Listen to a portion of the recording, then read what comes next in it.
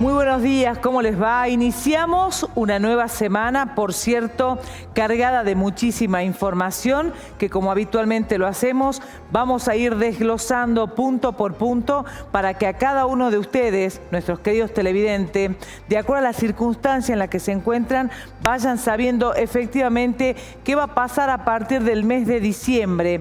Ya nos han escrito muchos docentes, muchos retirados de la policía, muchos jubilados en general, para saber exactamente qué va a pasar en el mes de diciembre. Así que le pedimos, estén atentos, por supuesto, porque como siempre hacemos, tratamos de armar resúmenes para que la información no sea tan técnica y que no los llenen a ustedes de números y porcentaje, porque en definitiva, cuando vamos al súper es cuando nos damos cuenta que lo que costaba 5 cuesta 7, sin estar pensando en el porcentaje. Vemos claramente un momento inflacionario tremendo lo que estamos viviendo los argentinos.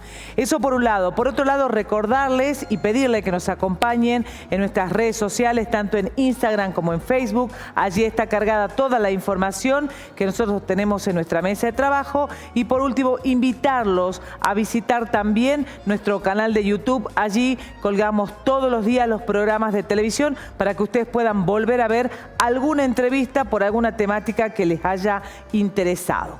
Ahora le vamos a dar, por supuesto, preponderancia a lo que consideramos nosotros ha sido un momento muy importante, y es el conversatorio que hemos llevado adelante el día viernes a las 5 de la tarde en el Teatro de la Fundación Salta. Quiero hacer público mi agradecimiento a quienes están a cargo del Teatro de la Fundación Salta, en la persona de Guillermo Segón, a quien le hemos planteado la iniciativa de este conversatorio y sin lugar a dudas nos dio una ayuda tremenda, tremenda, y hemos podido brindarles a ustedes este espacio. También a las autoridades de este canal, que consideramos nuestra casa, que nos acompañó también desde el minuto cero en lo que ha sido la difusión de esta actividad. Allí en pantalla están viendo ustedes la presencia de no solo jubilados y pensionados, sino gente que aún está trabajando, y también allí había referentes de los distintos colegios profesionales. En esta imagen hemos creado el ambiente para poder tener una charla con el doctor Semino, generando este espacio de diálogo. Quiero decirles que me encuentro gratamente sorprendida de la concurrencia que han tenido nuestros queridos seguidores, entendiendo que el sistema previsional argentino es una temática que nos atraviesa a todos. Algunos ya lo entendieron claramente y saben que en algún momento vamos a acercarnos a nuestro retiro laboral y tenemos que conocer cuáles serán nuestras circunstancias. Quiero dejar en claro, porque ustedes tienen que saber cómo hemos trabajado, y como siempre le decimos, Cecilia nunca les miente. Entonces vamos a ir con la verdad siempre y le vamos a contar cuál ha sido el objetivo de brindar este conversatorio. Sobre todo, plantear con el doctor Semino la realidad del sistema previsional argentino. Pero quienes consideramos nosotros muy importante que asistieran a ese lugar también es que participaran todos nuestros legisladores. Le hemos cursado invitación a la Cámara de Diputados, de Senadores y al Consejo Deliberante. ¿Por qué? Porque consideramos que ellos tienen que estar empapados en el tema y entender una cosa tan técnica si llega alguna oportunidad. Una ley que, por supuesto, deberá favorecer a los ciudadanos. Vamos a escuchar ahora la síntesis de la entrevista al doctor Semino. En principio, bueno, agradecer a todos los salteños, a vos en particular. Es un placer poder compartir. Y también intercambiar en términos de problemas comunes, que los hay en todo el país, que tiene que ver con los bajos saberes, que tiene que ver con que los jubilados no pueden cubrir sus necesidades básicas, y a su vez con muchos errores no forzados del sistema, donde están mal hechas las liquidaciones, en los regímenes especiales damnificados en términos de los saberes, y por otra parte la indefensión de los propios jubilados, que salvo por ustedes, los comunicadores, y por eso me interesa resaltar tu función, Cecilia, porque no son muchos quienes consecuentemente en el manejo de la comunicación se dedican a la problemática. Y hoy son ustedes los que son la voz de aquellos que no tienen voz. Esto es invalorable. Obviamente, como decía, los problemas son comunes y los atípicos tienen que ver con los regímenes provinciales, que si bien tienen entre sí bastante similitud en algunos aspectos, tienen también las particularidades de cada región, de cada provincia. Así que habla de, primero, tenemos que generar un sujeto colectivo que sea omnicomprensivo, de que llegar a los 65 años no es llegar a jubilarse de la vida, sino tener una vida plena, y para eso hay que garantizar lo que hoy no está garantizando desgraciadamente el Estado y no.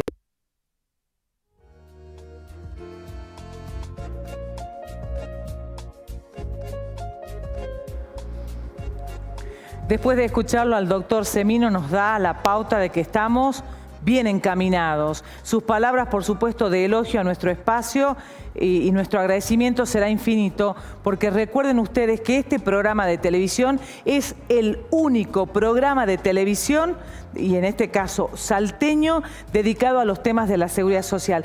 Vamos a seguir desarrollando, por supuesto, porque este conversatorio ha sido riquísimo en contenido, en las preguntas que hacían los jubilados, en la interacción que hubo con el doctor Semino. Yo tengo la satisfacción de decirles que nuestro objetivo ha sido alcanzado. Ahora me voy a trasladar a nuestro living para darle la bienvenida a nuestra entrevistada de esta jornada, la doctora Karina Iradis. Ella es secretaria de Primera Infancia, Niñez y Familia. Hemos decidido convocarla a ella porque nos llegó un comentario de una vecina que nos parecía importante empezar a conocer cómo proceder cuando se dan estos casos. Doctora, bienvenida, buenos días. ¿Cómo estás, Cecilia? Buen día. Muchísimas gracias por estar aquí. Doctora, le quiero comentar que con producción decidimos invitarla porque hemos recibido un llamado telefónico de una vecina que nos comentaba que existía una familia en un barrio determinado con distintos niños de muchas edades. Diría que eran alrededor de 5 niños. Y los vecinos nos denunciaban que los padres de los niños hacían abandono prácticamente de persona. A tal punto que los chicos estaban malnutridos, no estaban concurriendo a la escuela, pero la molestia de los vecinos era particularmente porque parece que los papás los dejaban mucho tiempo solos, con el peligro que eso implica, y que estaban cobrando una asignación universal y no hacían la contraprestación, etcétera, etcétera. En un caso como ese, los vecinos, ¿qué estamos obligados a hacer y cómo se debe proceder cuando tomamos conocimiento de una circunstancia similar? Bueno, antes que nada, te agradezco la invitación porque es un espacio súper importante para difundir un poco lo que vos estás diciendo. Nosotros estamos preocupados por las infancias, cómo nos involucramos, cómo efectivamente acompañamos a esos niños y esas niñas que están atravesando distintas situaciones.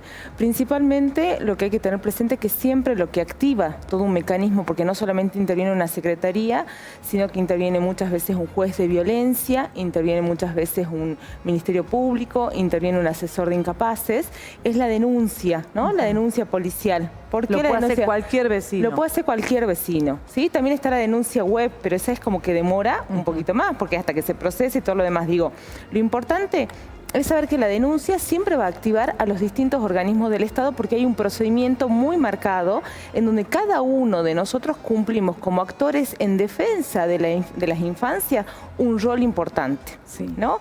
Esto lo digo porque muchas veces pasa que nos llaman a la línea 102, ¿no? Nosotros obviamente la línea 102 es una línea de escucha activa para niños, niñas y adolescentes, y si estamos en una situación concreta, puntual, que estamos viendo la vulneración ya, posiblemente necesitemos que un juez de la orden de allanamiento para sacar a ese niño de la casa. Si fuera el niño el que se comunica, el que lo escucha, se les toma nota. Sí, de hecho, la línea 102 es una línea de escucha activa para niños, niñas y adolescentes. Lo que busca es que los niños se comuniquen, que tengan un espacio en donde realmente puedan ellos transmitirnos. ¿Y se dan las llamadas? Se dan un montón de llamadas. ¿Cómo comprueban ustedes la veracidad de lo que el niño relata? Mire, para empezar, la línea es anónima para los niños, niñas y adolescentes, ¿no? Para los niños, ¿por qué? Claro. Porque lo que buscamos realmente es que ellos encuentren un espacio en donde no sientan temor de contar su situación, ¿sí? Ahora, en función de las llamadas hay distintas articulaciones o derivaciones. Una cosa es que un niño, niña y adolescente nos esté comentando una situación puntual vinculado a su realidad como niño, niña y adolescente en función de un proceso que está atravesando. Estoy deprimido porque mi papá y mi mamá se están separando, por ejemplo. Hay una línea de acompañamiento en función de eso. Me siento mal porque en la escuela me hacen bullying, ¿sí? O otra cosa es, me están golpeando en mi casa, ¿no? Que ahí sí requerimos otros datos a los fines de proceder, porque si no tengo una línea en donde si yo no tengo los datos para poder intervenir, la verdad que quedo en esta incertidumbre de me están golpeando nada más. ¿Actúan de oficio? ¿Sí? Nosotros, cuando vemos alguna situación, de hecho sí lo hacemos, ¿no? Cuando tenemos los datos para poder concretar, pero realmente nosotros lo que nos activa, porque le vuelvo a repetir, lo importante de acá es que la sociedad sepa que hay todo un acompañamiento interinstitucional para defender. Y lo que está muy aceitado es la denuncia, porque la denuncia activa a todos los actores institucionales. ¿Quiénes son las instituciones que actúan? Por eso, le acabo de decir, Poder Judicial, Ministerio Público y Secretaría, más allá de la policía. Porque si estoy frente a una situación concreta, ¿no?, de vulneración en donde está en riesgo, ¿quién tiene que venir a la casa rápidamente? La policía. La policía. Y la policía lo va a hacer con la orden de un juez. Bien. Entonces, eso hay que saberlo. O sea, la Secretaría es un organismo administrativo que si nosotros nos cuentan solamente a nosotros y no hacen la denuncia, nosotros tenemos que ir a hacer la denuncia, ¿me entiendes? Claro, claro. Lo más rápido frente a una situación de vulneración de un niño en donde está en riesgo, ¿sí? Ya la persona de ese niño o de esa niña es la denuncia, porque inmediatamente interviene un juez que va a dar la orden de allanamiento, ¿no? Bien. Ahora, en otro tipo de circunstancias nosotros tenemos la línea 102, que es una línea también de mucha orientación. Nos ha pasado un montón de veces en donde vecinos se han comunicado comentándonos distintas vulnerabilidades con relación a la familia, y esto también es importante porque hay muchas líneas de trabajo dentro de la Secretaría y hay muchas familias que están monitoreadas, por decirlo de alguna manera, con una área específica que es fortalecimiento familiar, ¿no? Claro. Y se da por estas situaciones como la que plantea la vecina. Recibimos alguna alerta porque se advierte una negligencia parental, entonces con esos padres se empieza a trabajar. Cuando no podemos revertir esa circunstancia, buscamos familiares de la familia extensa. Mamá no está posible, papá no es posible porque no son los que ejercen debidamente el cuidado de manera responsable, entonces ya vamos a la abuela, al abuelo, a la tía, al tío, al primo, a la prima, al referente afectivo, madrina, padrino, ¿sí? Que efectivamente puedan ejercer el cuidado de esos niños, niñas y adolescentes que también en esos senos familiares no están siendo debidamente cuidados, ¿no? ¿Lo apartan al niño de los padres? Sí, y cuando no tenemos alternativas, digo, lo apartamos del padre y buscamos la familia extensa, que decimos nosotros. Y cuando la familia extensa no quiere asumir el cuidado y no queda otra alternativa, esos niños y niñas ingresan bajo la protección del Estado a un dispositivo proteccional. Ahí empieza realmente una cuenta regresiva muy importante en la vida de esos niños, porque nosotros tenemos un procedimiento marcado por una ley, que es una ley nacional, la 26061, que nos dice a nosotros, como autoridad administrativa, que tenemos que trabajar fuertemente con esas familias. ¿Para qué? Para que ese niño o esa niña vuelva a su seno familiar con el debido abordaje. Claro. Acompañamiento psicológico, acompañamiento de salud en muchos casos, volver a restablecer estas relaciones vinculares de manera saludable, talleres de crianza en muchos casos. De hecho, la semana pasada hemos finalizado talleres de crianza con más de 70 familias, ¿no? Lo que se busca es fortalecer fuertemente a las familias para que adviertan, digamos, los estándares de cuidados que no han tenido y por eso hemos intervenido. Ahora, si no lo llegamos a concretar, esos niños, niñas y adolescentes pasan directamente a un estado de adoptabilidad, ¿no? Y es ahí donde ya realmente en función de también la decisión de esos niños y su rango etario, porque muchos adolescentes, por ejemplo, que dicen yo no quiero ir a adopción, no quiero estar en otra familia, voy a crecer en el hogar y voy a independizarme con una vida autónoma. Claro. Mientras otros niños dicen yo sí quiero una familia, entiendo que en mi casa no me cuidaron como correspondía, ¿no? Porque el Estado asume fuertemente ese cuidado, hace un acompañamiento muy integral de ese niño, niña y adolescente que a veces nos tocan situaciones bien complejas en donde uno advierte que los niños no tienen hábitos de higiene, no tienen educación, su salud está bastante deteriorada en términos generales porque vienen sin calendarización de vacuna, sin efectivamente controles de salud, sin lectoescritura, ¿no? Sin alfabetización. Entonces empezamos todo un trabajo en función de revertir esas circunstancias, ¿no? Entonces ahí también ese acompañamiento que hace el Estado y que implica también muchas veces un acompañamiento psicológico les permite tomar la decisión de decir realmente esto no era saludable para mí y me quiero ir a una familia adoptiva, quiero formar parte de una familia. Y nosotros promovemos fuertemente ese derecho a vivir en familia, ¿no? Claro. Porque realmente advertimos también, y esto creo que cualquiera lo puede entender, que el mejor espacio donde puede crecer un niño, una niña o un adolescente es en un seno familiar saludable, ¿no? ¿Por qué lo digo? Porque realmente es donde se puede trabajar muy fuertemente en relación al desarrollo integral de ese niño o esa niña.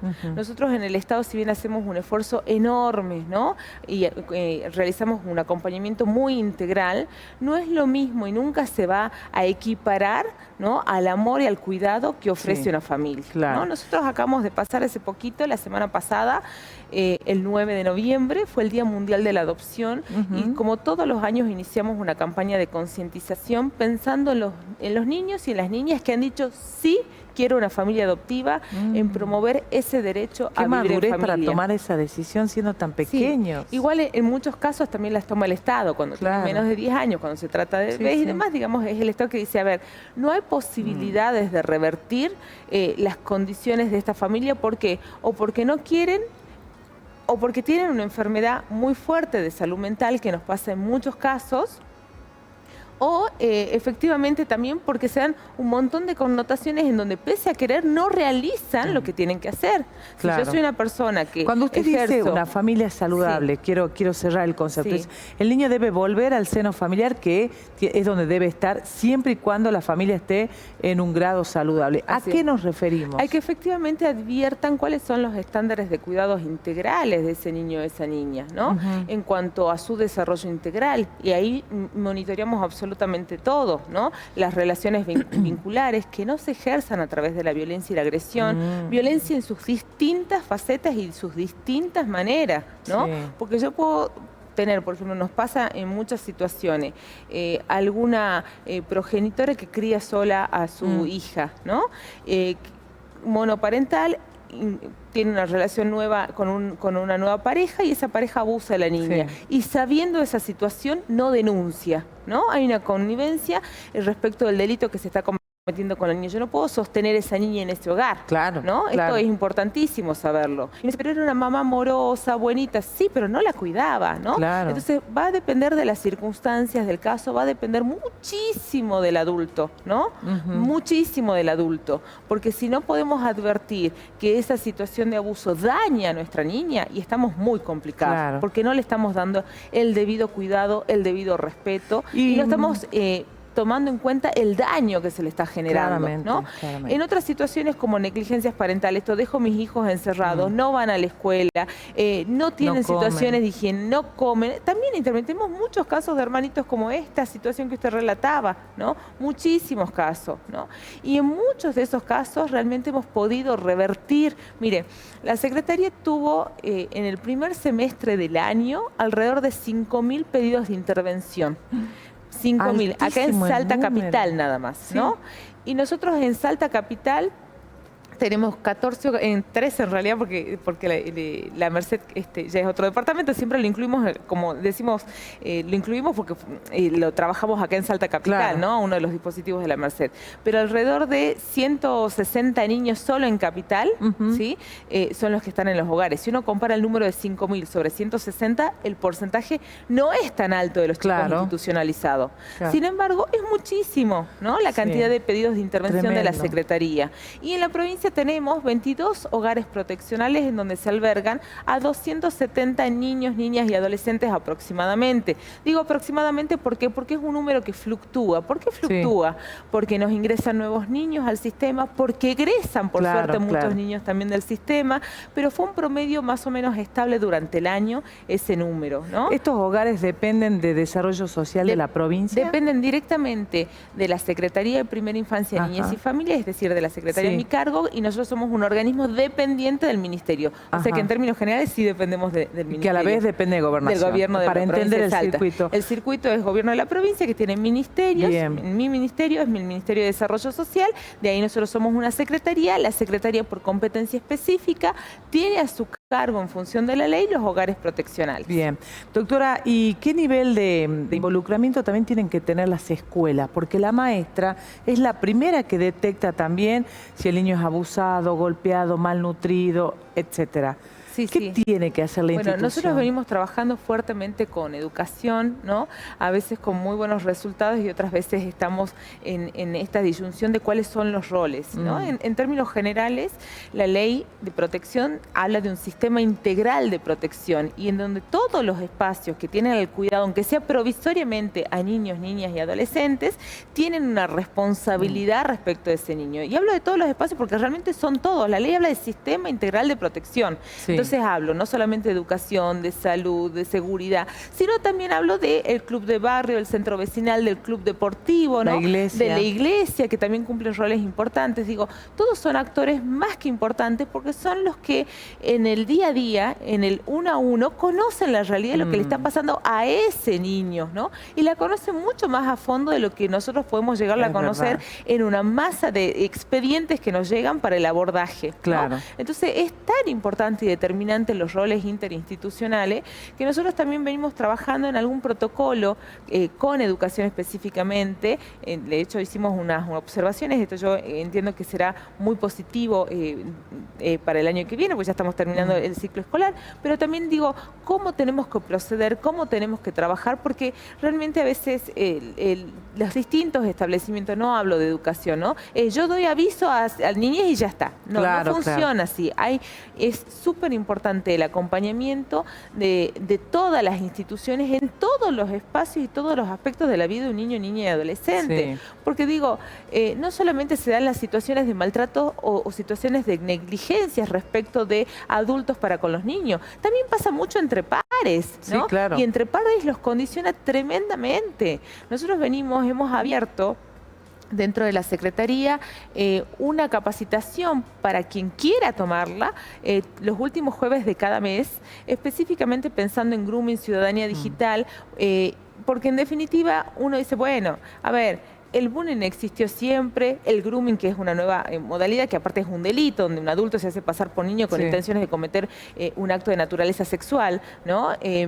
También es una situación que nos está realmente complejizando la realidad, porque muchos adultos no advierten que ese celular implica un puente directo a esa situación, ¿no? Dicen, no, es todo virtual, no, mi hijo juega en línea y mi hija juega en línea y no se comunica con nadie porque la plataforma es segura, ¿no? Y no es así, porque después se comunican por privado, porque muchos niños, niñas, adolescentes han tenido alguna situación puntual de chantaje y de extorsión por parte de adultos que se hacen pasar por niños. Doctora, el tema tiene una complejidad que amerita mucho más análisis social, y le digo esto porque nuestro tiempo televisivo lamentablemente es muy cortito, pero evidentemente al escucharla a la doctora nos damos cuenta de todas las acciones que se llevan adelante y que hay que darle difusión y que hay que darle la visibilidad necesaria para que los vecinos, como bien lo decía recién la doctora, vecinos, amigos, conocidos y las instituciones intermedias también se involucren. Gracias, doctora, por habernos acompañado, sobre todo para instruirnos cómo debemos proceder ante situaciones de esta característica, porque si hay un grupo en la sociedad extremadamente vulnerable son los niños. Así es. Y con los niños no se juega. Doctora, muchísimas gracias por su presencia. Muchas Ha sido gracias muy por la amable. invitación. Hoy hemos estado dialogando con la doctora Karina Iradis. Este programa va a estar cargado, por supuesto, en nuestro canal de YouTube. A todos ustedes les agradecemos por su tiempo. A lo largo de la semana vamos a seguir hablando de lo que ha sido el conversatorio del sistema de previsional argentino y de la seguridad social en general. Satisfecha 100% y gracias a ustedes por haberme acompañado en esa tarde tan importante. Me despido. Mañana seguramente vamos a hablar de leyes con la doctora Guadalupe Tolaba. Tengan todos ustedes una excelente jornada. Chao.